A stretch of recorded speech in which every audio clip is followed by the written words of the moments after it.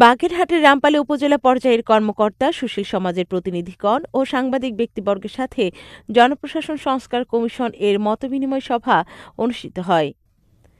10 December বুধবার বিকেল 3 ঘটিকার সময় রামপাল উপজেলা নির্বাহী কর্মকর্তা মারুফা বেগম নেলির সভাপতিত্বে অনুষ্ঠিত মতবিনিময় সভায় প্রধান অতিথি হিসেবে উপস্থিত ছিলেন জনপ্রশাসন সংস্কার কমিশনের প্রধান মুঈদ চৌধুরী, সদস্য doctor Mokhles Ur Rahman, doctor Mohammad Ayub Mia, professor doctor Syeda Shahin Sobhan, doctor Rizwan Khan, Firoz Ahmed, Mehedi Hasan, Khulna বিভাগীয় কমিশনার মোহাম্মদ ফিরোজ সরকার, বাগেরহাট জেলা প্রশাসক আহমেদ কামরুল হাসান।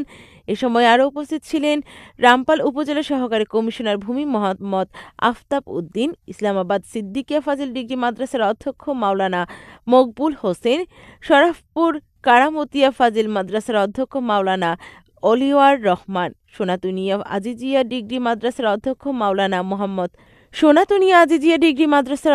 মাওলানা আজিজ ফয়লাহাট কামাল উদ্দিন, মাধ্যমিক বিদ্যালয়ের প্রধান শিক্ষক গাজী জাহাঙ্গীর আলম, পরীখালী মডেল মাধ্যমিক বিদ্যালয় এর প্রধান শিক্ষক শঙ্কর কুমার শিকদার সহ উপজেলার বিভিন্ন শিক্ষা প্রতিষ্ঠানের শিক্ষক মণ্ডলী। এছাড়াও এই সময় আরও উপস্থিত ছিলেন রামপাল প্রেস ক্লাবের সভাপতি ফকির আতিয়ার রহমান, সহসভাপতি এস.এম. বাকিবিল্লাহ, দপ্তর সম্পাদক রাকিবুল ইসলাম সুমন, ক্রীড়া ও সাংস্কৃতিক সম্পাদক ইকরামুল হক রাজীব, কার্যনির্বাহী সদস্য শেখ মোহাম্মদ মাসুম বিল্লাহ, প্রাথমিক সহকারী শিক্ষা কর্মকর্তা মোহাম্মদ আসাদুজ্জামান সহ প্রমুখ। এই মতবিনিময় সভায় প্রধান অতিথির বক্তব্যে জনপ্রশাসন সংস্কার কমিশনের প্রধান বলেন, বিগত জুলাই-আগস্ট ছাত্র জনতার বিপ্লবে সকল শহীদদের আত্মত্যাগের মাধ্যমে জনবান্ধব ও জনকল্যাণমূলক একটি অন্তর্বর্তী সরকার কাজ করছে।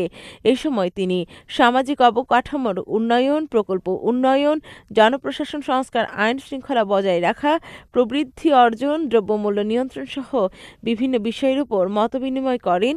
এ সময় বক্তারা বলেন, প্রশাসন ঢাকা থেকে ইউনিয়ন পর্যন্ত আছে, কাজে সেখানে মানুষ কি ধরনের সার্ভিস পাচ্ছেন, কি ধরনের সার্ভিস আশা করেন। আমরা একটু কোশ্চেনের দিয়েছিলাম ওয়েবসাইটে, তাতে যেটা দেখেছি আমরা যে অধিকাংশ মানুষ বলেছেন তারা জনপ্রশাসনের সার্ভিস নিয়ে সন্তুষ্ট নন। তো এটা নিশ্চয়ই কারণ আছে, এত মানুষ বলছেন ওয়েবসাইটে যখন তারা উত্তর দিয়েছেন যে তারা সন্তুষ্ট নন। তা আমরা সেইটাই বুঝতে চাই। একটা হলো আমরা সাধারণ মানুষ হিসেবে আমরাও বিভিন্ন প্রতিষ্ঠানের কাছে সেবা করছি। রাকিবুল ইসলাম সুমন, স্টাফ রিপোর্টার, খবর বাংলা 24।